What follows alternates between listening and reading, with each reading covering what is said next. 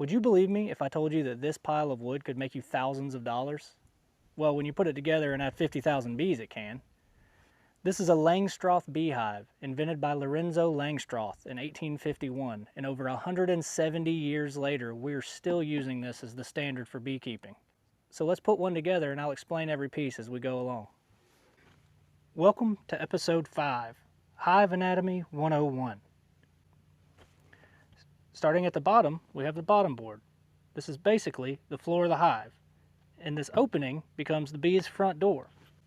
And this little piece is an entrance reducer. It lets us change the size of the entrance depending on what the colony needs. Next is a deep, or a brood box.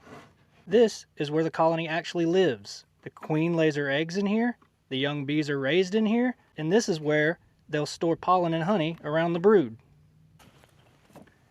Inside are removable frames. The bees build their comb on these, which lets us inspect the colony without destroying their home. Now, most beekeepers give them foundation like this to guide where they build their comb, but bees don't actually need it.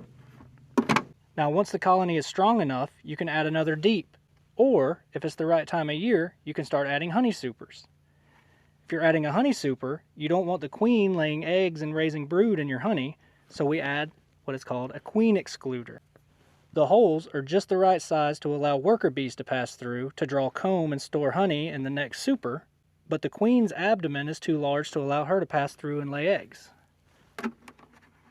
Next is a honey super. It also holds 10 frames, just like the brood box. Now, if you notice, the honey super is more shallow than the brood box. The reason for that is weight. A full, deep brood box full of honey can weigh up to 90 pounds, where a medium honey super is a little more manageable with 50 to 60 pounds. And on top of the honey super goes the inner cover. It creates the proper space above the frames and gives us the option for ventilation and feeding. And finally, the outer cover. This is the roof. It keeps the rain and weather out of the hive. And that's it. What started as a pile of wood is now a Langstroth hive capable of housing tens of thousands of bees.